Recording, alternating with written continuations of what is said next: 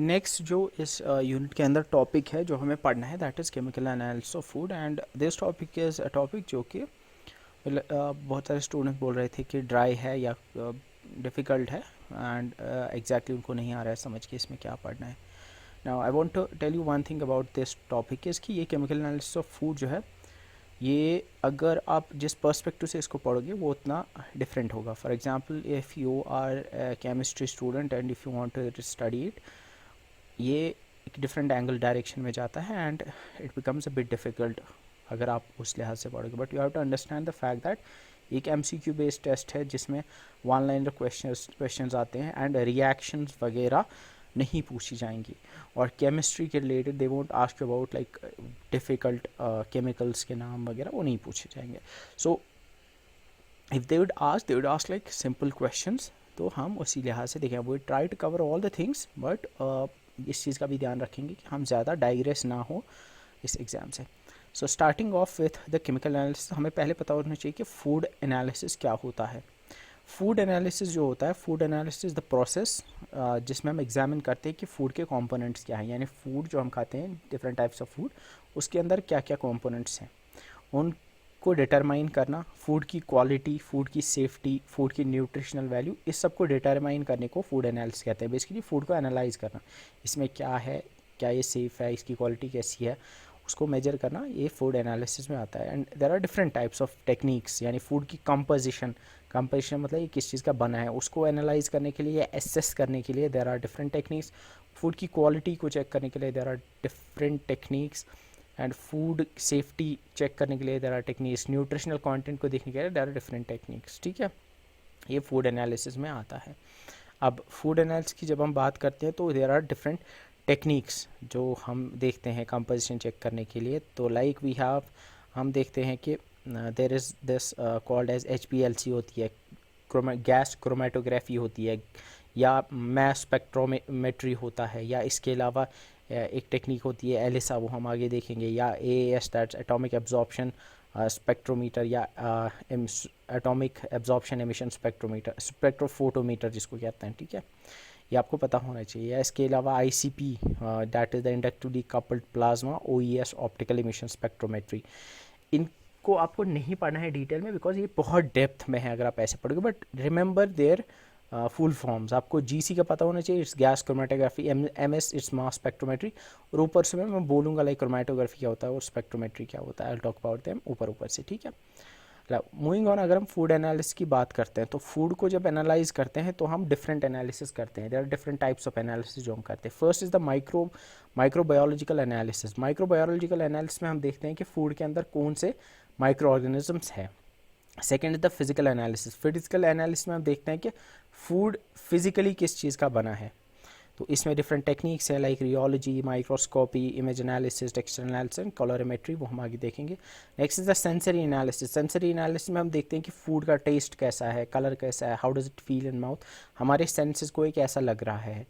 Nutrition analysis में हम देखते हैं कि फूड के अंदर न्यूट्रिएंट्स कैसे कैसे हैं, what are the different like nutrients, like protein कितना है इसमें, फैट कितना है, डिफरेंट एंजाइम्स कितने हैं, वो न्यूट्रिशन एनालिसिस में आता है। और केमिकल एनालिसिस में हम देखते हैं कि फूड के अंदर ओवरऑल ये किस इसकी कंपोजिशन क्या है, लाइक इसके अंदर न्यूट्रिएंट्स के अलावा बाकी एडिटिव्स या बाकी चीज़ें जो हैं वो कितनी हैं। और we can say like different इसकी कंपोजिशन क्या है वो केमिकल एनालिसिस से करते हैं। उसमें टेक्निक्स है लाइक क्रोमेटोग्राफी, स्पेक्ट्रोस्कोपी और मास स्पेक्ट्रोस्कोपी और द मेन वंस। तो सबसे पहले हम स्टार्ट करेंगे माइक्रोबायोलॉजिकल एनालिसिस। तो फूड की जब हम माइक्रोबायोलॉजिकल एनालिसिस करते हैं, इसका मकसद होता है detection and quantification of micro organism, यानी माइक्रोबायोलॉजिकल एनालिसिस का मकसद होता है ये डिटेक्ट करना कि क्या फूड के अंदर कोई माइक्रो ऑर्गेनिजम्स हैं और ये देखना कि कितने माइक्रो ऑर्गेनिजम्स हैं। तो just to check the different and detect the microorganisms in the food, we use the microbiological analysis। और माइक्रो ऑर्गेनिज्म कौन कौन से हो सकते हैं, लाइक बैक्टीरियाज हो सकते हैं, बैक्टीरिया हो सकते हैं, नॉट बैक्टीरियाज, यीस्ट हो सकते हैं, मोल्ड से पैरासाइट्स हो सकते हैं। अब इसमें primarily we have 3 different types of techniques. एक होता है कल्चर बेस्ड टेक्निक, दूसरा होता है polymerase chain reaction PCR, and third is the next generation sequencing. इसमें याद कैसे रखोगे, फर्स्ट रखना कल्चर बेस्ड टेक्निक। कल्चर होता है, कल्चर बेस्ड टेक्निक जो होता है इसको हम माइक्रोबायोलॉजिकल कल्चर मेथड भी कहते हैं। इसमें cultivation and growth of micro organism present in the food samples under the control laboratory conditions देखते हैं हम।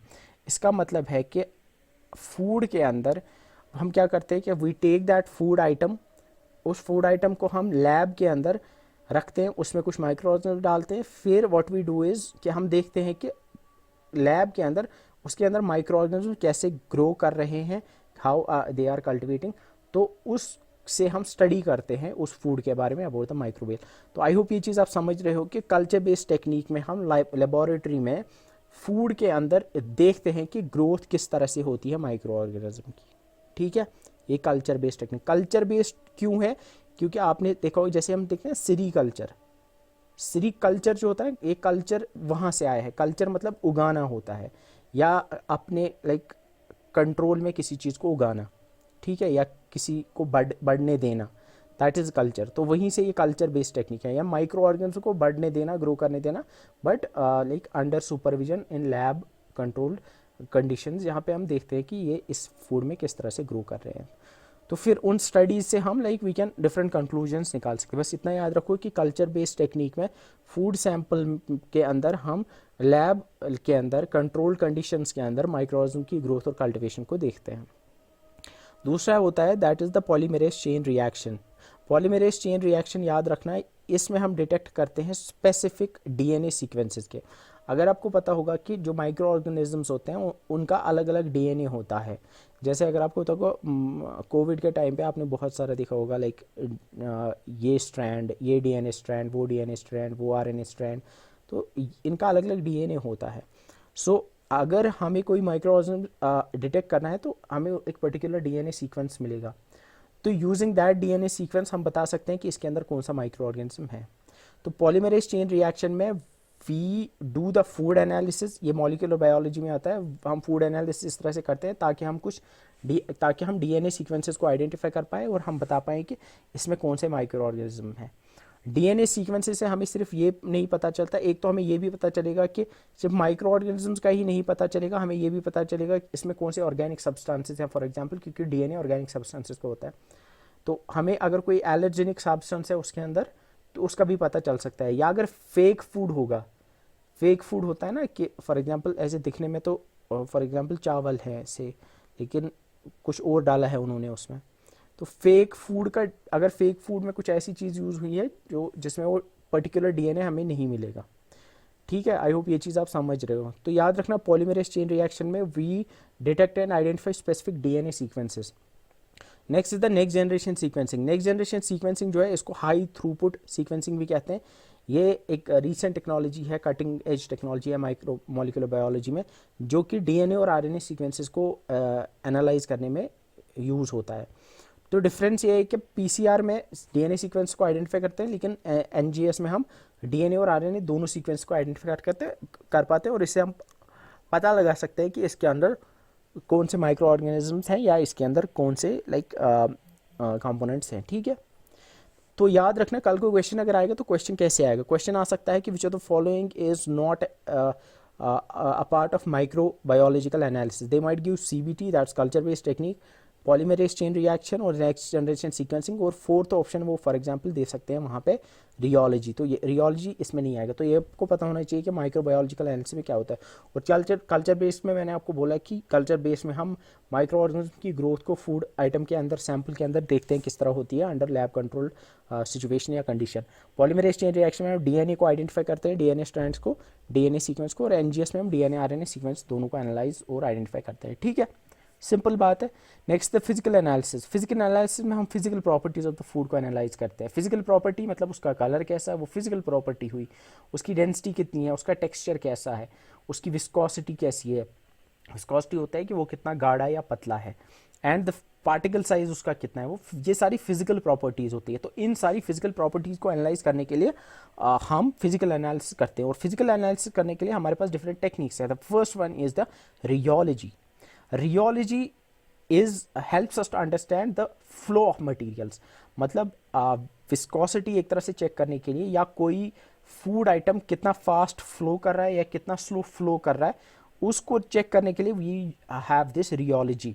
याद रखना, rheology helps us to understand the flow of the materials, या किस तरह से फूड डिफॉर्म हो रहा है या नहीं हो रहा है। For example you can see कि लाइक ब्रेड जो होती है, ब्रेड को अगर आप प्रेस करोगे ना तो वो डिफॉर्म हो जाएगी और वापस धीरे धीरे अपनी जगह आएगी।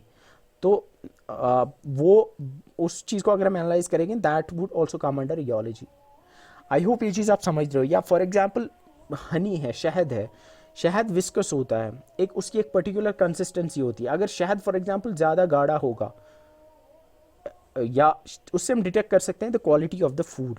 तो वो एक फिजिकल प्रॉपर्टी है उसकी, viscosity, how well that flows, वो कितना फ्लो करता है, वो आता है इस रियोलॉजी के अंदर। रियोलॉजी में हम स्टडी करते हैं the flow of the material, rheology में हम स्टडी करते हैं the deformation of the material, deformation and flow of the material is studied under the rheology. ठीक है। Next is microscopy. माइक्रोस्कोपी में सिंपली हम फूड आइटम को लेते हैं, उसको माइक्रोस्कोप के नीचे रख देते हैं, फिर हम उसके अंदर देखते हैं कि इसके अंदर क्या है, ये किस चीज़ का बना है। बिकॉज माइक्रोस्कोप से हमें मे बी दिखेंगे उसके अंदर माइक्रो ऑर्गेनिज्म, मे बी उसके अंदर इम्प्योरिटी वगैरह दिख सकता है हमें। तो वो ये फिजिकल एनालिसिस में आएगा। Next is image analysis. Image analysis में हम फूड की एक फ़ोटो उठाएंगे डिजिटल कैमरा से, उसको एक कंप्यूटर में डाल देंगे। कंप्यूटर में एक पर्टिकुलर सॉफ्टवेयर होगा, वो सॉफ्टवेयर उस इमेज को देखेगा और हमें बताएगा उस इमेज की एनालिसिस करके कि इसमें like it can tell you about, like उस फूड के बारे में बता सकता है। आई होप ये चीज़ क्लियर हो गई है। माइक्रोस्कोपी में हम माइक्रोस्कोप के अंदर देखते हैं, लेकिन इमेज एनालिसिस में we take a picture and feed it to a computer and computer tells us different things about that food item. Next is the texture analysis. Texture का मतलब होता है, टेक्सचर एनालिसिस जो होती है इसमें हम इट टेल्स अस कि food how does it feel to touch, ये इसका टेक्सचर कैसा है, how does it feel to touch, how does it feel when we chew it, how does it feel when we bite into it. तो ये चीज़ें हमें texture analysis में पता चलती है। हमें टेक्सचर एनालिसिस में पता चलता है कि ये कितना सॉफ्ट है, ये कितना हार्ड है, ये कितना चिवी है, ये कितना स्टिकी है।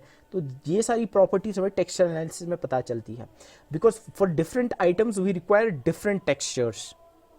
फॉर एग्जाम्पल ब्रेड का जो टेक्सचर होना चाहिए वो लाइक उसमें हार्डनेस नहीं होनी चाहिए। ठीक है। इसी तरह से हम देखेंगे जो फॉर एग्जाम्पल हमें अगर कोई चीज़ है से जो चिवी होनी चाहिए, चिविंगम थोड़ा चिवी होना चाहिए। कोई चीज़ है थोड़ी जो थोड़ी फूड आइटम है जो थोड़ी स्टिकी होनी चाहिए, बट कुछ होती है जो स्टिकी नहीं होने चाहिए। So in order to analyse this we do the texture analysis of the food. Next the colorimetry. Colorimetry is about colour. Colorimetry tells us about the colour. It tells us कि कोई कितना dark है, कोई कितना bright है, ये कलोरीमेट्री में आता है। तो बेसिकली जो फिजिकल प्रॉपर्टीज होती हैं फूड की, texture, colour, viscosity, density, particle size वगैरह, ये सारी प्रॉपर्टीज जो होती हैं, इन प्रॉपर्टीज को मेजर करने के लिए और इन प्रॉपर्टीज को जानने के लिए या किस फूड की इन प्रॉपर्टीज को मेजर करने के लिए we use different food analysis, physical food analysis techniques like rheology, microscopy, food analysis, texture analysis and colorimetry. Rheology से हम उसकी विस्कोसिटी या उसका फ्लो या उसकी डिफॉर्मेशन पता कर सकते हैं। माइक्रोस्कोपी से हमें उसका स्ट्रक्चर अंदर का वो पता चल सकता है। इमेज एनालिसिस में भी हम उसके पार्टिकल्स जो होंगे उसको एनालाइज करेंगे, उसके जो उसका स्ट्रक्चर है उसको एनालाइज कर पाएंगे। टेक्सचर एनालिसिस में हमें टेक्सचर पता चलता है, कलोरीमेट्री से हमें कलर पता चलता है। आई होप ये चीज़ क्लियर हो गई होगी। Next is the sensory analysis. Sensory analysis से हम एसेस कर पाते हैं organoleptic properties of the food. अब ऑर्गेनोलेप्टिक प्रॉपर्टीज वो प्रॉपर्टीज होती हैं जिसमें आपका टेस्ट आता है, अरोमा यानी स्मेल, टेक्सचर और माउथ फील जैसी प्रॉपर्टीज आती हैं। ये सेंसरी जो आप सेंस करते हो, जो आप फील करते हो, सो वैसी वाली प्रॉपर्टी जो आपके सेंसेस फील करते हैं, लाइक टेस्ट है, स्मेल है, ये सारी फिजिकल प्रॉपर्टीज जो है, ये सारी ऑर्गेनोलेप्टिक प्रॉपर्टीज जो हैं, इनको इवेलुएट करने के लिए, इनको एसेस करने के लिए we use the sensory analysis. अब सेंसरी एनालिसिस यूजुअली करते हैं ट्रेंड पैनलिस्ट या ट्रेंड प्रोफेशनल्स होते हैं जो ये काम करते हैं। उनका काम ही होता है दे टेस्ट द फूड और वो बताते हैं कि इसका टेस्ट कैसा है। They smell the food, they will tell you इसका स्मेल कैसा है। They will taste the food and they will tell you, they will touch the food, they will tell you इसका टेक्सचर कैसा है। They will eat the food and they will tell you कि इसका mouth feel कैसा है, is it good, क्या इसको बेहतर बनाया जा सकता है या क्या इज इट बैड। तो ये फूड एनालिसिस के सेंसरी एनालिसिस में आता है। अब इसमें तीन हमारे पास एनालिसिस टेक्निक्स होती है। One is the descriptive analysis, hedonic testing and third is the preference mapping. Descriptive analysis में ये वो वाला मेथड होता है जिसमें हम ऑब्जेक्टिवली क्वांटिफाई कर पाते हैं सेंसरी कैरेक्टरिस्टिक्स ऑफ फूड को।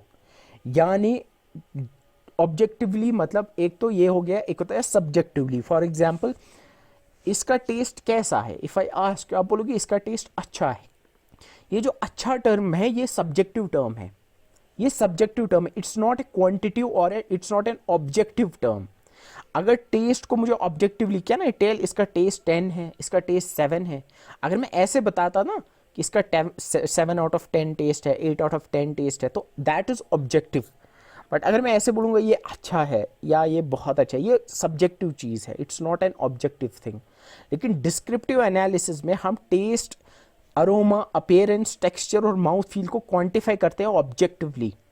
इसमें ट्रेंड प्रोफेशनल्स होते हैं जिन्होंने कुछ स्टैंडर्ड सेट ऑफ टर्म्स रखे होते हैं, एट्रीब्यूट्स रखे होते हैं, जिनसे डिस्क्राइब करते हैं कि इसका टेस्ट कैसा है, इसका टेस्ट कैसा है, इसका अरोमा कैसा है, स्मेल कैसी है, अपीयरेंस कैसी है, जिससे आप कंपेयर कर सकते हो डिटेल में the characterization of food samples. I hope ये चीज़ क्लियर है।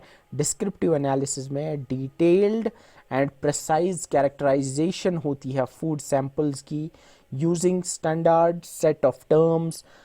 कौन करते हैं? ट्रेंड पैनलिस्ट करते हैं, एंड वो क्या करते हैं, वो ऑब्जेक्टिवली डिस्क्राइब करते हैं फूड के टेस्ट को, ना कि सब्जेक्टिवली। आई होप ये चीज़ क्लियर है। Next is the hedonic testing. Hedonic testing वो टेक्निक है जो यूज़ होती है to assess the consumer preference और liking for the food product.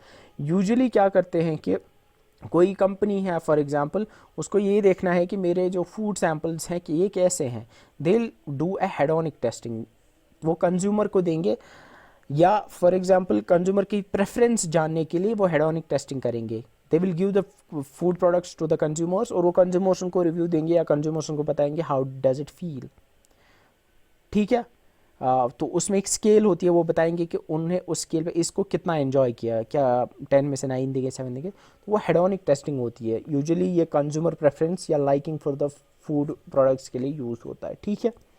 Next is the preference mapping. Preference mapping भी ये एक स्टैटिस्टिकल मेथड है to visualize and understand the consumer preference for food products. ये भी हेडोनिक टेस्टिंग की तरह ही consumer preference को जानने के लिए, फूड में कंज्यूमर प्रेफरेंस को जानने के लिए यूज होता है। लेकिन इसमें एक चीज़ है, आपको याद रखना है कि इसमें जो हेडोनिक टेस्टिंग से हमें डेटा मिलता है उसी को विजुअली रिप्रेजेंट किया जाता है। तो प्रेफरेंस मैपिंग में आपको याद रखना है कि हम प्रेफरेंस मैप्स बनाए जाते हैं, इसमें प्रेफरेंस मैप्स बनाए जाते हैं to show the relationship between food products, different products and consumer preferences. इसमें हम हेडोनिक टेस्टिंग को यूज़ करते हैं। तो अब क्वेश्चन अगर इसमें आएगा ना, तो they might ask which are the following food analysis technique is used to assess the consumer preference, liking or preference or liking for the food products. They might give like descriptive analysis वगैरह, you know it's hedonic testing। तो इस तरह के question आ सकते हैं, या आप पूछ सकते हैं। इतना आपको तो डेफिनेटली पता होना चाहिए कि सेंसरी एनालिसिस होता है क्या, और सेंसरी एनालिसिस में क्या क्या टेक्निक्स है। डिस्क्रिप्टिव एनालिसिस है, हेडोनिक है, और प्रेफरेंस मैपिंग है। Next is the nutritional analysis, the most important part, क्योंकि आपका जो केमिकल एनालिसिस ऑफ फूड है वो इसी का पार्ट है। That is a part of the nutritional analysis. Nutritional analysis से हम डिटरमाइन करते हैं nutritional composition of the food, यानी फूड किन माइक्रो न्यूट्रिएंट्स और मैक्रो न्यूट्रिएंट्स का बना है। और ये लेबलिंग के लिए बहुत इंपॉर्टेंट होता है। यूजुअली जो आप फूड देखते हो तो फूड के पीछे एक लेबल होती है यार, फूड के पैकेज फूड जो होता है उसमें लिखा होता है प्रोटीन कितना है इसमें, फैट कितना है इसमें, बाकी जो न्यूट्रिएंट्स है वो कितने हैं इसमें। ठीक है। अब ये कैसे की जाती है, ये इसके तीन जो न्यूट्रिशन एनालिसिस होती है, अब वो पहले तो उसका जो पहला मेथड जो इसमें आता है that is chemical analysis. Chemical analysis में हम फूड सैंपल को लैब में लेते हैं और वहाँ पे डिफरेंट टेक्निक्स की हेल्प से उसके कंपोनेंट्स को मेजर करते हैं। हम देखते हैं इसमें प्रोटीन कितना है, फैट कितना है, विटामिन कितना है, मिनरल कितना है, या इसमें कॉन्टामिनेंट्स कितने हैं, यूजिंग डिफरेंट मेथड्स। कौन कौन से मेथड यूज होते हैं, लाइक क्रोमेटोग्राफी, मिसाल के तौर पर जीसी यानी गैस क्रोमेटोग्राफी, या LC that is liquid chromatography, spectroscopy जिसमें आपकी मैस स्पेक्ट्रोस्कोपी आती है, जिसमें आपकी एनएमआर आती है। एनएमआर की फुल फॉर्म याद रखना, nuclear magnetic resonance spectroscopy, and इसके अलावा स्पेक्ट्रोफोटोमेट्री भी आते हैं। तो केमिकल एनालिसिस से हम ये पता करते हैं कि फूड के कंपोनेंट्स क्या है, फूड के अंदर के न्यूट्रिएंट्स क्या है। Next is the enzymatic assays. Enzymatic assays जो होते हैं ये यूज करते हैं enzymes to detect and quantify specific substances in food, primarily enzymes. यानी like sugars, amino acids, fats या एंजाइम्स। फूड के अंदर जो एंजाइम्स होते हैं उनको डिटेक्ट करने के लिए एंजाइमेटिक एसेज यूज़ होते हैं, ठीक है। इसके बाद होता है calculation based on food composition database. Already बने हुए होते हैं फूड कॉम्पोजिशन डेटाबेस, जिसमें मतलब ऑलरेडी कैलकुलेटेड है कि लाइक आटे के अंदर कितना होता है, लाइक 100 ग्राम आटे के अंदर कितना होगा प्रोटीन, कितना होगा फैट, कितना होगा कार्ब्स, कितने होंगे, वो ये सब पहले से ही एक डेटाबेस में है जिसको फूड कंपोजिशन डेटाबेस कहते हैं, एफसीडी, फूड कंपोजिशन डेटाबेस। और हम इसी फूड कंपोजिशन डेटाबेस की हेल्प से कैलकुलेट कर सकते हैं न्यूट्रिशन कितना होगा हमारे फूड के अंदर। फॉर एग्जांपल आप ब्रेड लोगे, आप फॉर एग्जांपल ब्रेड लोगे, या ब्रेड को छोड़ो, ब्रेड में तो एक ही चीज़ होती है। हम कोई ऐसी चीज़ लेंगे जो जो 2-3 चीज़ों की बनी होगी। फॉर एग्जांपल आपने खाना खाया, आपने चावल लिए थे 200 ग्राम्स, आपने 50 ग्राम्स पोटैटोज़ लिए थे, इसके अलावा आपने से और कोई चीज़ ली थी, से टोमेटो, उसमें 50 ग्राम्स थे।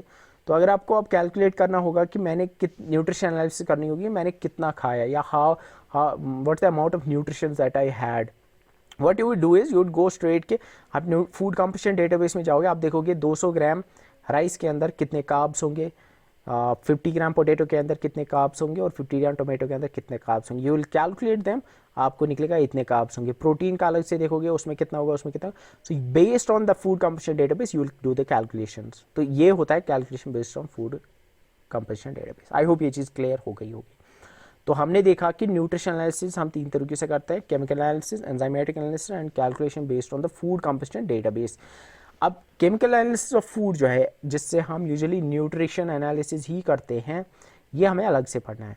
तो केमिकल एनालिसिस फूड क्या है? It's a systematic examination and quantification of chemical components present in the food. यानी एग्जामिन करना और क्वांटिफाई करना, यानी मेजर करना। क्वांटिफाई करना होता है मेजर करना chemical components of the food को, यानी फूड के अंदर, फूड आइटम्स के अंदर कितने केमिकल कंपोनेंट्स हैं। केमिकल कंपोनेंट्स क्या है? यही प्रोटीन्स, फैट्स वगैरह, ये कितने हैं, इसको एनालाइज करना, इसी को हम केमिकल एनालिसिस कहते हैं। और इसके लिए डिफरेंट एनालिटिकल टेक्निक्स यूज होती हैं।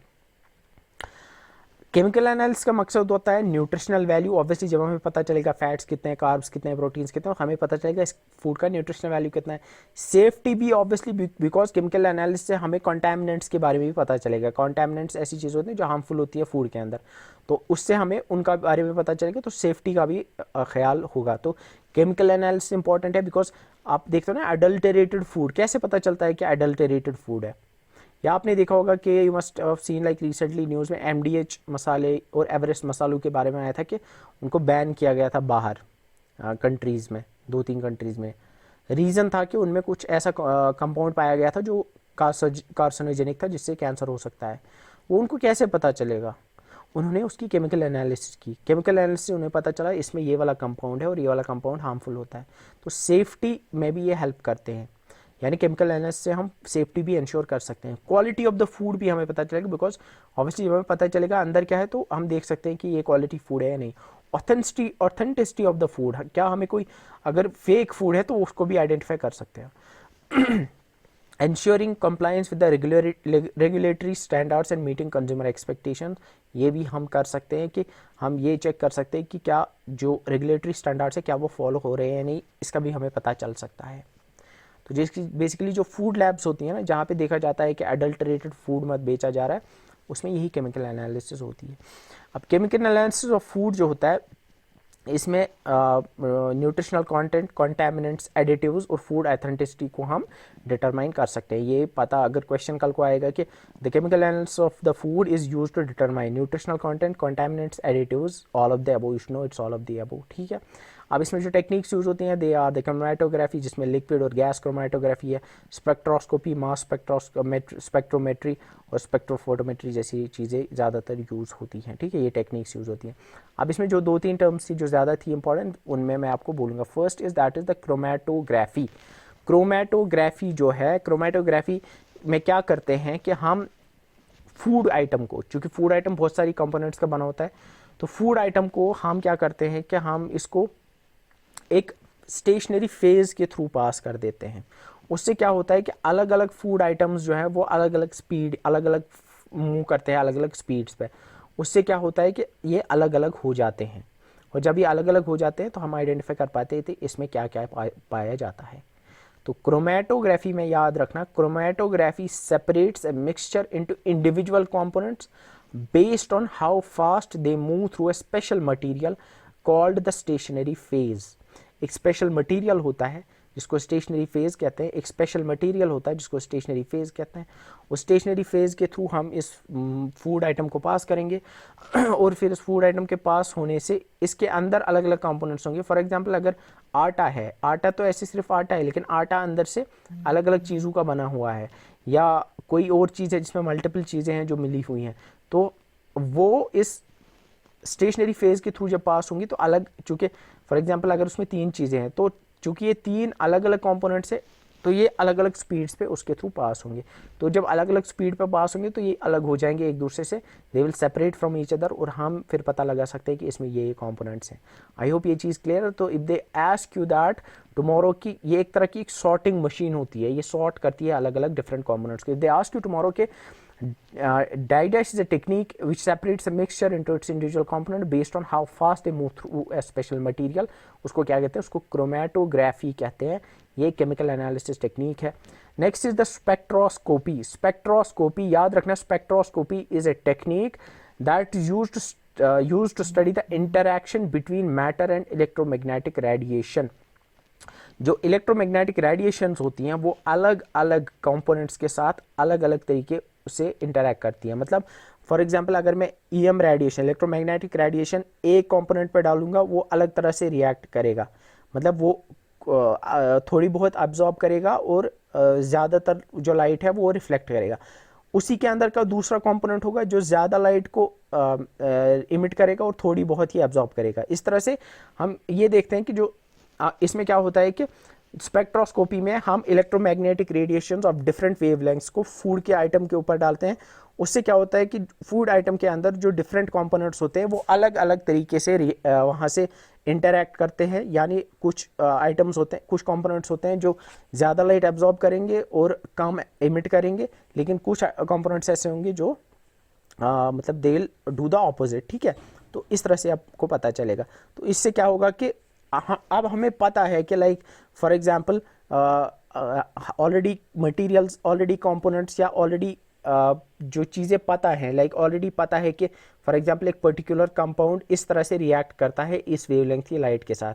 तो अगर मैंने किसी कंपाउंड में इस तरह का कोई कंपाउंड देखा जो ऐसे मतलब इस वेवलेंथ पे ऐसे वहाँ से रिएक्ट कर रहा है, तो मुझे पता चलेगा हाँ ये वाला तो वो वाला कंपाउंड है, क्योंकि मुझे पता है कि ऐसा रिएक्शन या ऐसा इंटरैक्शन सिर्फ वो वाला कंपाउंड करता है। आई होप ये चीज़ पता है। तो यहाँ पे आप याद रखना कि जो स्पेक्ट्रोस्कोपी होती है, spectroscopy is based on the fact that different substances or different substances or different materials interact differently with the electromagnetic radiation। Different substances अलग अलग तरीके से इंटरैक्ट करते हैं विद द इलेक्ट्रोमैग्नेटिक रेडिएशन। तो इसलिए इस टेक्निक में हम फूड के ऊपर ये रेडिएशन डालते हैं and based on how it interacted, based on how it वहाँ से किस तरह से कितनी इसने एमिट की लाइट और कितनी इसने एब्जॉर्ब की light, based on that we can tell कि ये कौन सा मटीरियल है, ये कौन सा कॉम्पोनेंट है इसके अंदर, ये कौन सा सब्सटेंस है। ठीक है, आई होप ये चीज़ क्लियर है। Next the mass spectroscopy. Mass spectroscopy जो है it's also use for the same purpose, जिसमें लाइक इसमें इससे भी हम पता लगा सकते हैं कि इसमें कौन सा कंपाउंड है, कौन सा सब्सटेंस है। अब इसमें mass spectroscopy is different from spectroscopy, क्योंकि इसमें जो सैंपल होता है उसको कन्वर्ट किया जाता है चार्जड पार्टिकल में। मतलब फूड आइटम है कोई, उस फूड आइटम को हमने पहले चार्ज किया। अब आप बोलोगे चार्ज कैसे करते हैं, मतलब उसको उसके अंदर जो एटम्स होंगे उनको आयॉन्स बनाते हैं, उनको चार्ज करते हैं ऐसे, लाइक इसमें सॉकेट में डाल के चार्ज नहीं करते हैं, वो चार्ज करते हैं डिफरेंट तरीके से। ठीक है, इलेक्ट्रिकल चार्ज अगर आपको नहीं पड़ा होगा आपको पता समझ आ गया होगा मैं क्या कह रहा हूँ। तो पहले हम उस फूड आइटम को, उसको या जो भी आइटम होगा जिसको एनालाइज करना होगा उसको हम चार्ज करेंगे, यानी उसके पार्टिकल्स को हम आयॉन्स में कन्वर्ट करेंगे और फिर उन आयॉन्स को बेस्ड ऑन देयर मास हम अलग अलग सॉर्ट कर देंगे यूजिंग एक स्पेशल टूल्स की हेल्प से, उनको अलग अलग मास की बेसिस पे उनको डिवाइड करेंगे। तो इसीलिए इसको कहते हैं स्पेक्ट्रोमेट्री, इसीलिए इसको मास स्पेक्ट्रोमेट्री कहते हैं, because here we sort based on their mass. ठीक है, तो क्रोमेटोग्राफी में आपने देखा we separate the different components of the food based on how fast और slow they move in a special material called stationary phase. Spectroscopy में we see के how different components of the food interact with electromagnetic radiation. और mass spectroscopy में what we do is we see we convert the components or we convert the sample into charged ions and then sort these ions based on their size। इसके बाद physical analysis पे आते हैं। अब हमने देखा, अब इसमें आपने डिफरेंट एनालिसिस देखी, बट प्राइमरली हमें जो पढ़ना है दैट्स केमिकल एनालिसिस। लेकिन फिजिकल एनालिसिस में दो क्या क्या आता है? फिजिकल एनालिसिस में जो आपका पहला आता है that's particle size analysis. Particle size analysis में हम देखते हैं कि पार्टिकल साइज कितना है, तो वो हम माइक्रोस्कोपी या सीविंग या सेडिमेंटेशन की हेल्प से करते हैं। Next the rheological measurements. Rheology में हम विस्कोसिटी देखते हैं कि ये फ्लो कितना हो रहा है, कंसिस्टेंसी इसकी कैसी है, ये रियोलॉजी में हम देखते हैं। ये भी एक फिजिकल एनालिसिस टेक्निक है। कलर मेजरमेंट, ये भी फिजिकल एनालिसिस टेक्निक है। मॉइस्चर देखना इसमें कितना है, वो भी फिजिकल एनालिसिस टेक्निक है। वाटर एक्टिविटी ये हम देखेंगे, ये भी एक फिजिकल एनालिसिस टेक्निक है। डेंसिटी एंड स्पेसिफिक ग्रेविटी, ये भी फिजिकल एनालिसिस टेक्निक्स में आती है। पोरोसिटी देखना, यानी इसमें कितने छेद हैं, पोर्स है इसके अंदर, कितने छोटे छोटे छेद हैं, वो भी इसमें आएगा। Texture analysis is also part of physical analysis. Filth, refractive index is also part of physical analysis. Viscosity measure करना, स्पेसिफिक हीट कैपेसिटी, ये सारी फिजिकल एनालिसिस में आती है। तो क्वेश्चन में अगर कल को आएगा तो वो पूछ सकते हैं कि विच of the following is not a physical analysis, you know what physical analysis is, what chemical analysis is. अब इसमें जो है दो चीज़ें मैं पढ़ाऊंगा, एक तो है moisture content and second is water activity. Moisture content जो होता है, मॉइस्चर कंटेंट एनालिसिस में हम देखते हैं कि फूड के अंदर कितना मॉइस्चर है। अब इसमें आपको पढ़ना ये है कि इसमें आप याद रखना, इसके लिए एक स्पेशल एक टाइट्रेशन या मेथड यूज होता है, that is called as the Karl Fischer titration. याद रखना, अगर पूछेंगे वो कल को कि कार्ल फिशर टाइट्रेशन से हमें क्या पता चलता है, कार्ल फिशर टाइट्रेशन से हमें मॉइस्चर कंटेंट का पता चलता है। इसके अलावा बाकी टेक्निक से लाइक गैस क्रोमेटोग्राफी या एनएमआर स्पेक्ट्रोस्कोपी, इनसे भी हमें मॉइस्चर कंटेंट का पता चल सकता है, लेकिन मेन आप याद रखना कार्ल फिशर टाइट्रेशन इसमें यूज होती है। अब इसमें हम डिफरेंट टेक्निक्स जो मैंने मॉइस्चर कंटेंट मेजर करने के लिए, एक तो होता है डिहाइड्रेशन के लिए। अब इस बात को आप समझो, डिहाइड्रेशन से हम क्या करते हैं, डिहाइड्रेशन हम किस तरह से करते हैं, हम ओवन ड्राई करते हैं, एयर ड्राई करते हैं, या हम like vacuum oven dry method use करते हैं। तो ड्राइंग क्या करते हैं, हम सिंपली वाटर निकालते हैं वहां से, डिहाइड्रेट करते हैं, फिर जितना वाटर वहां से निकलेगा वेपर्स की फॉर्म में उसको कंडेंस करके वापस से हमें फिर पता चलता है कि उसको फिर मेजर करते हैं हम, जितना वाटर वहां से निकला होगा ना, तो उसको हम मेजर करते हैं कि इसमें कितना, उसे हमें पता चलता है कि इस फूड के अंदर कितना मॉइस्चर था। आई होप ये चीज़ आप समझ रहे हो। हम क्या करेंगे, हम ड्राइंग की हेल्प से वहाँ से पानी सारा निकालेंगे, लेकिन उस पानी को उड़ने नहीं देंगे, यानी उसको हम ऐसे ओपन, जैसे ओपन केटल हमने पढ़ा था वैसे नहीं होगा। जो भी वो ड्राइंग फेज के दौरान जो वहाँ से वेपर्स निकलेंगे ना, उन वेपर्स को जमा रखेंगे और फिर उन वेपर्स को हम मेजर करेंगे कि ये कितना था, उससे हमें पता चलेगा इसके अंदर मॉइस्चर कंटेंट कितना था। सिंपल बात है। अब दूसरा है डिस्टिलेशन। अगर आपको पता है डिस्टिलेशन कैसे काम करता है, डिस्टिलेशन में हम क्या करते हैं कि डिस्टिलेशन में हम यूजुअली फूड आइटम को हीट अप करते हैं। जब वो हीट अप होता है वहाँ से जो है वेपर्स निकलने लगते हैं, उन वेपर्स को हम एक ट्यूब के थ्रू एक दूसरे फनल के थ्रू एक दूसरे एक कंटेनर में जमा करते हैं, जहाँ पे वो फिर से वेपर्स कंडेंस हो जाते हैं, उनको फिर से वो ड्रॉपलेट्स बन जाते हैं, और फिर ड्रॉपलेट्स जब जमा होंगे तो हमें जब सारा वाटर वहाँ से निकलेगा, सारे वेपर्स कन्वर्ट होकर वहाँ से हमें निकलेगा, हमें पता चलेगा कि इसमें कितना पानी था। ठीक है, ये डिस्टिलेशन होता है, मे बी डिस्टिलेशन आपने पढ़ा होगा। ठीक है, इसको इतना डायरेक्ट डिस्टिलेशन और रिफ्लेक्स डिस्टिलेशन, इतना डेप्थ में मत पढ़ो, बस इतना याद रखो। डिस्टिलेशन, कार्ल फिशर टाइट्रेशन याद रखना, कार्ल फिशर टाइट्रेशन याद रखना, ये इससे हम मॉइस्चर एनालिसिस करते हैं, ये बहुत इंपॉर्टेंट है, ये याद रखना। और साथ में इसमें याद रखना, इसमें कार्ल फिशर रिएजेंट यूज होता है जिसमें आयोडीन, पायरिडीन, SO2 और मेथनॉल होता है, इतना आप याद रखो। Next is the refractometry. Refractometry का मतलब होता है इससे, ये भी एक टेक्निक है जिससे हम मॉइस्चर कंटेंट निकाल सकते हैं। कैसे? अगर आपको पता होगा कि रिफ्रैक्टिव इंडेक्स क्या होता है, अलग अलग मटेरियल का अलग अलग रिफ्रैक्टिव इंडेक्स होता है। अगर कोई फूड सैंपल है, उसके अंदर अगर वाटर है, उसके अंदर मॉइस्चर है, तो उसका कुछ रिफ्रैक्टिव इंडेक्स होगा, यानी उसके थ्रू जब लाइट पास होगी तो वो रिफ्रैक्ट होगी किसी एंगल पे वो रिफ्रैक्ट होगी। जब हम उसको डिहाइड्रेट करेंगे, यानी जब हम धीरे धीरे उससे मॉइस्चर बाहर निकालेंगे, तो उसका जो रिफ्रैक्टिव इंडेक्स होगा वो इंक्रीज होता जाएगा। और उससे क्या पता चलेगा, जितना रिफ्रैक्टिव इंडेक्स इंक्रीज होगा, इसका मतलब होगा कि इसका मॉइस्चर कंटेंट इतना ही ज्यादा था। अगर ज्यादा गो रिफ्रैक्टिव इंडेक्स हो रही हो, तो मतलब गो कि मॉइस्चर कंटेंट हो ज़्यादा। अगर ज़्यादा रिफ्रैक्टिव इंडेक्स इंक्रीज हुआ इसका मतलब था इसके अंदर मॉइस्चर कंटेंट ज़्यादा था। बिकॉज मॉइस्चर कंटेंट जितना कम होता जाएगा उतना रिफ्रैक्टिव इंडेक्स बढ़ता जाएगा। आई होप ये चीज़ क्लियर है। रिफ्रैक्टोमेट्री याद रखना, इसमें रिफ्रैक्टिव इंडेक्स मेजर किया जाता है, और याद रखना रिफ्रैक्टिव इंडेक्स इंक्रीज होता है जैसे जैसे मॉइस्चर कंटेंट डिक्रीज हो जाएगा। तो यहाँ पे जो मॉइस्चर कंटेंट में याद रखना इसमें क्या क्या यूज़ होते हैं, इसमें air oven drying method, vacuum oven drying method, vacuum oven drying method, distillation, Karl Fischer titration method और रिफ्रैक्टोमेट्री, ये चारों यूज़ होते हैं। ठीक है, इंपॉर्टेंट है, ये याद रखना।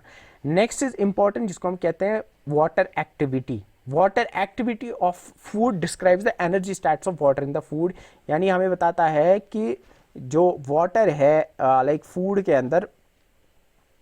अंदर जो वाटर है वो लाइक उसमें like how energetic that is. ठीक है, इसको मेजर करने के लिए याद रखना हाइग्रोमीटर्स यूज होते हैं, हाइग्रोमीटर्स यूज होते हैं।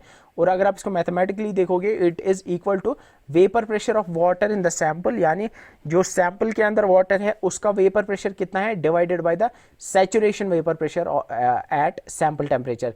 सैचुरेशन वेपर प्रेशर डिवाइड में रखते हैं, ऊपर रखते हैं vapour pressure of water in the sample, उससे हमें वाटर एक्टिविटी निकलती है। तो अगर मैं इसको लिखूँ it would be equal to water activity is equal to vapour pressure of water in the sample divided by saturation vapour pressure at sample temperature. ये याद रखना आप। ठीक है, तो ये तो हो गया आपका वाटर एक्टिविटी और मॉइस्चर कंटेंट। वाटर एक्टिविटी की याद रखना बस इतना कि it describes the energy stats of water in the food, और दूसरा ये हाइग्रोमीटर से हम मेजर करते हैं, बस इतना याद रखो। Next the chemical analysis of food. Chemical analysis of food की जब हम बात करते हैं तो इसमें दो तरह की एनालिसिस हम करते हैं, एक होता है प्रॉक्सिमेट एनालिसिस और दूसरा होता है अल्टीमेट एनालिसिस।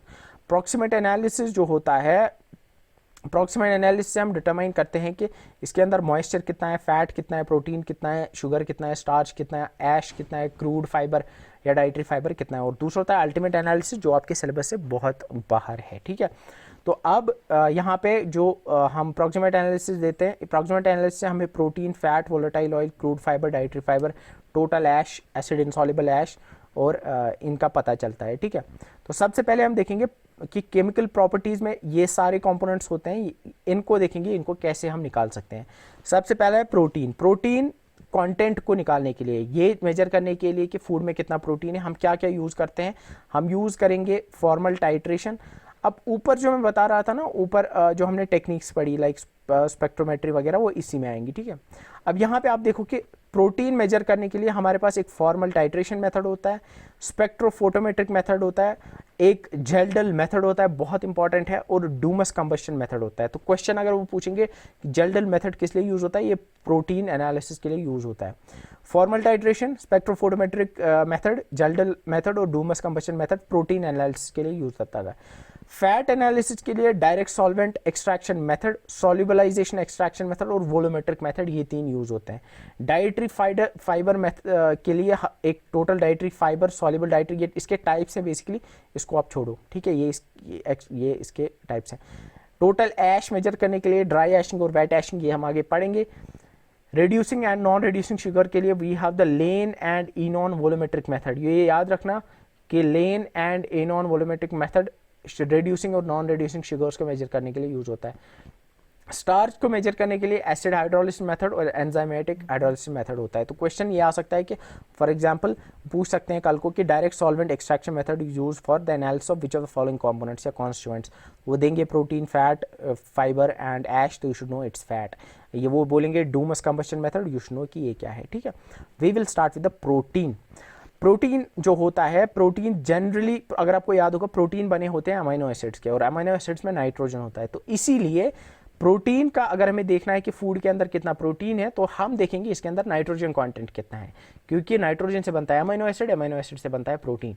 तो इसके लिए मेनली जो रिएक्शन, जो एनालिसिस, जो टेक्निक्स यूज होती हैं, that is the Kjeldahl method and second is the Dumas combustion method. इसके अलावा जो फोर्थ वन है that's Biuret assay method and Bradford assay method. तो ये 4 है इंपॉर्टेंट, ये आते हैं टोटल नाइट्रोजन एस्टिमेशन मेथड के अंदर इन टेक्निक्स में। तो ये बस इतना याद रखना है कि ये इसमें आते हैं, ठीक है। इसके बाद प्रोटीन कैरेक्टराइजेशन में आपका अमीनो एसिड एनालिसिस, इलेक्ट्रोफोरेसिस, ये हम आगे देखेंगे, क्रोमेटोग्राफी और स्पेक्ट्रोस्कोपी में हम देखते हैं कि आईआर स्पेक्ट्रोस्कोपी, एनएमआर स्पेक्ट्रोस्कोपी से हम पता लगा सकते हैं, उसकी प्रोटीन कैरेक्टराइजेशन कर सकते हैं, और साथ में लॉवरी मेथड से भी हम ये कर सकते हैं, ठीक है। तो बस इतना याद रखो, लॉवरी मेथड किस लिए यूज होता है, Kjeldahl method, Dumas combustion method, Biuret assay, Bradford assay, ये किस में यूज होते हैं, ये सारे प्रोटीन एनालिसिस में यूज होता है।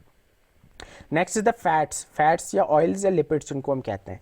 ये फैट्स जो होते हैं, फैट्स कंटेंट निकालने के लिए सबसे इंपॉर्टेंट आपका सॉल्वेंट एक्सट्रैक्शन मेथड है, ये इंपॉर्टेंट है, ये आप याद रखना। इसके अलावा गैस क्रोमेटोग्राफी भी यूज होती है फैटी एसिड प्रोफाइलिंग के लिए, यानी फैटी एसिड्स अगर हमें देखना है तो गैस क्रोमेटोग्राफी करेंगे, और अगर ट्राइग्लिसराइड कंपोजिशन देखनी है तो उसके लिए लिक्विड क्रोमेटोग्राफी यूज होती है, लेकिन मेनली फैट्स के लिए that what is used is the gas chromatography, ये आपको याद रखना है, ठीक है।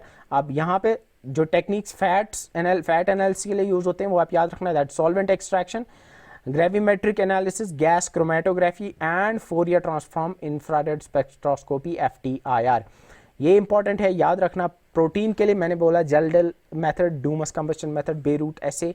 इसके अलावा स्पेक्ट्रोस्कोपी में हमने IR स्पेक्ट्रोस्कोपी, NMR स्पेक्ट्रोस्कोपी देखा और क्रोमेटोग्राफी देखा।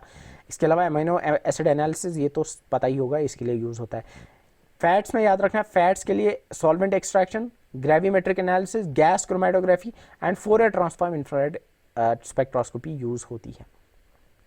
नेक्स्ट जो है that is dietary fibre. Dietary fibre जो है ये मैक्रोन्यूट्रिएंट होता है फूड में, जो आपको पता होगा, एंड इसके बारे में मैंने बताया था कि डाइटरी फाइबर जो है ये इसमें अगर आपको जो चीज़ याद रखनी है दैट इज कि एंजाइमेटिक हाइड्रोलिसिस से हम डाइटरी फाइबर को मतलब अलग कर सकते हैं, और जो क्रूड फाइबर होगा उसको हम एसिड एंड एल्कली हाइड्रोलिसिस से कर सकते हैं। ये पूछा जा सकता है, एंजाइमेटिक हाइड्रोलिसिस से हम डाइटरी फाइबर को एक्सट्रैक्ट या सेपरेट कर सकते हैं, और एसिड एंड एल्कली हाइड्रोलिसिस से हम क्रूड फाइबर को एक्सट्रैक्ट कर सकते हैं। अब टोटल डाइटरी फाइबर क्या होता है और सॉल्युबल डाइटरी फाइबर क्या होता है, ये यहाँ पे लिखा हुआ है, ये मुझे नहीं लगता पढ़ने की जरूरत है, जस्ट लीव इट। अगर आप फिर भी पढ़ना चाहोगे तो याद रखना, टोटल डाइटरी फाइबर होता है weight of the residue minus weight of protein plus ash divide by weight of sample multiply by 100। ये नहीं पूछा जाएगा बिकॉज आई डोंट थिंक ऐसा कोई न्यूमेरिकल टाइप क्वेश्चन या ऐसा कुछ आपको पूछा जाएगा, ठीक है। नेक्स्ट द टोटल ऐश। अब ऐश क्या होता है, ऐश कहते हैं राख को, ऐश कहते हैं राख को। अब टोटल ऐश क्या होता है, basically ash represent the inorganic mineral elements present in the food. एक तो होते हैं ऑर्गेनिक एलिमेंट्स, फूड के अंदर कुछ ऑर्गेनिक जैसे प्रोटीन, कार्ब्स वगैरह, ये तो ऑर्गेनिक मैटर है, लेकिन इनऑर्गेनिक मिनरल्स भी कुछ होते हैं, इनऑर्गेनिक मिनरल्स भी कुछ होते हैं, उनको ऐश कहते हैं। लेकिन ऐश बेसिकली क्या होता है कि जब हम ऑर्गेनिक मटेरियल या फूड के अंदर जितना भी ऑर्गेनिक सब्सटेंस है, उसके अंदर जो भी ऑर्गेनिक चीज़ें हैं, उनको जब इंसिनरेट करते हैं, इंसिनरेट मतलब उनको पूरा जला देते हैं, उनको ख़त्म कर देते हैं, एनाहिलेट कर देते हैं, वहाँ जो बचता है ना उसको हम ऐश कहते हैं। तो ऐश याद रखना, ash is the inorganic residue remaining after the total incineration of the organic matter. ये दो तरह से किया जाता है, एक कहता है ड्राई ऐशिंग और दूसरा होता है वेट ऐशिंग। ड्राई ऐशिंग स्टैंडर्ड मेथड है, सबसे स्टैंडर्ड मेथड। इसमें क्या करते हैं कि इसमें हम सैंपल को इग्नाइट करते हैं 550 से लेकर 600 डिग्री सेल्सियस पे, यानी हीट कर देते हैं किसको, वी गिव 500 डिग्री का टेम्परेचर में हम इस सैंपल को रखते हैं। उससे क्या होता है, इसके अंदर जो भी ऑर्गेनिक मटेरियल्स होते हैं वो सारे जो होते हैं ऑक्सीडाइज हो जाते हैं, जल जाते हैं एक तरह से, लेकिन विदाउट फ्लेमिंग, फ्लेम नहीं बनती है उससे, और जो बचता है that is the inorganic substance, उसको हम ऐश कहते हैं, उसको हम ऐश कहते हैं, ठीक है। तो next is the wet ashing. Wet ashing usually जो होती है, इसमें हम क्या करते हैं, उसमें हम सीधे करते हैं, ऊपर वाले में हम इग्नाइट कर देते हैं, जला देते हैं with the help of like temperature increase करके। वेट ऐशिंग में हम एसिड से जला देते हैं। हम वेट ऐशिंग में हम यूजुअली कॉन्सेंट्रेटेड नाइट्रिक एसिड या फिर परक्लोरिक एसिड या नाइट्रिक एसिड और sulphuric acid, concentrating nitric acid and perchloric acid या nitric acid and sulphuric acid को यूज करते हैं। जैसे ही हम फूड सैंपल को इसमें डालते हैं, उसमें जो भी ऑर्गेनिक सब्सटेंस होते हैं वो जल जाते हैं, जहाँ वहाँ जो बचता है वो इनऑर्गेनिक सब्सटेंस है, और हमें जो बचता है वो ऐश होता है। तो बेसिकली ऐश निकालने के लिए, ऐश क्या होता है, वो इनऑर्गेनिक मटेरियल होता है जो फूड के अंदर होता है। इसको निकालने के लिए ड्राई ऐशिंग और वेट ऐशिंग होती है। ड्राई ऐशिंग में सैंपल को इग्नाइट किया जाता है 500 to 600 डिग्री सेल्सियस में, और वेट ऐशिंग में हम एसिड के अंदर इसको डाल देते हैं। ठीक है। इसके बाद जो है वो है वाइटामिन। वाइटामिन को वाइटामिन एनालिसिस के लिए हम लिक्विड क्रोमेटोग्राफी यूज़ करते हैं ज़्यादा, ये याद रखना, और मास स्पेक्ट्रोमेट्री यूज़ करते हैं। और सबसे इंपॉर्टेंट जो इसमें याद रखना है दैट इज़ एलिसा। एलिसा की फुल फॉर्म होती है एंजाइम लिंक्ड इम्यूनोसॉर्बेंट ऐसे, ये इससे हम वाइटामिन एनालिसिस करते हैं, ये याद रखना। गैस क्रोमेटोग्राफी याद रखना, फैट्स के लिए यूज़ होती है। लिक्विड क्रोमेटोग्राफी यूजुअली वाइटामिन के लिए यूज़ होती है। और साथ में हमने प्रोटीन्स के लिए जेल्डल मेथड, और जो हमने देखा था बाकी ड्यूमस कंबशन मेथड, वो उसमें यूज़ होता है, वो याद रखना। ठीक है।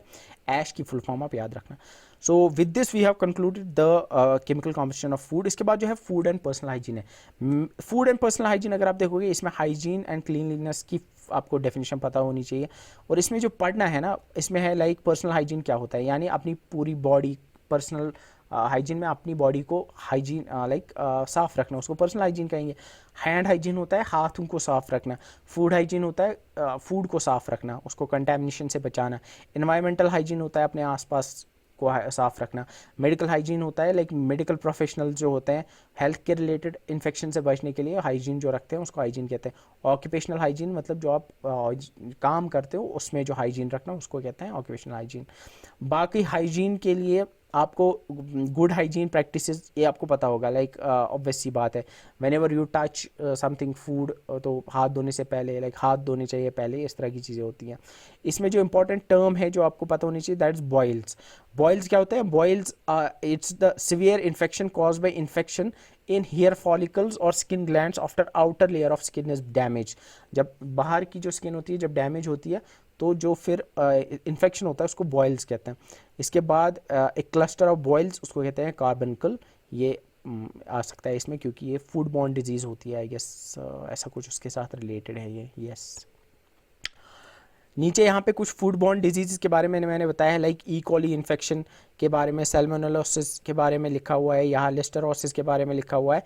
ये आप पढ़ सकते हो, इस पे क्वेश्चन मुझे नहीं लगता आएगा। बाकी इसमें पर्सनल हाइजीन की इंपॉर्टेंस क्या है? ऑब्वियसली हाइजीन आपको इलनेस से बचाता है, इससे आप ऑफेंसिव ऑर्डर को लिमिट करता है, यानी बदबू नहीं आती है ऑब्वियसली आपकी बॉडी से, आपके कॉन्फिडेंस को बूस्ट करता है और ओवरऑल वेलबींग को प्रमोट करता है, एम्बैरसिंग सिचुएशन से बचाता है आपको, करियर में सक्सेस, ये सारी चीज़ें आपको बताऊंगी।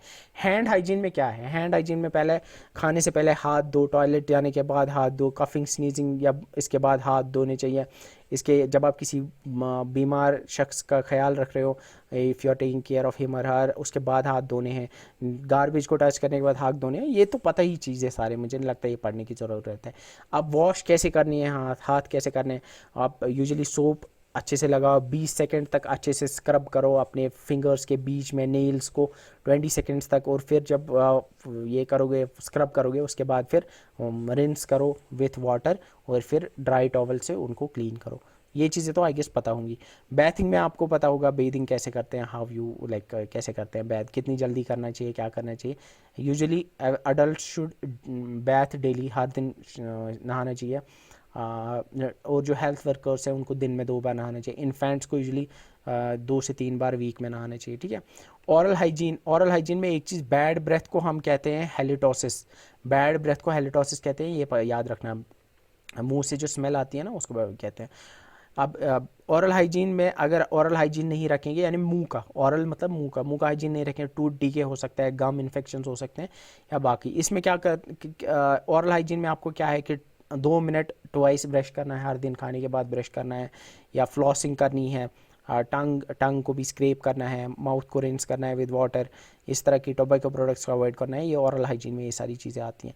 एंड हेयर हाइजीन में आपका हेयर वॉश 2-3 दिन में एक बार करना चाहिए। इसके अलावा बाकी जो छोटी छोटी चीज़ें हैं मुझे लगता है ये तो अंडरस्टूड चीज़ें हैं, आपको पहले से पता होंगी। स्किन हाइजीन में भी और आई गेस पता होगा ये सारी चीज़ें। जेनिटल हाइजीन का आपको पता होना चाहिए।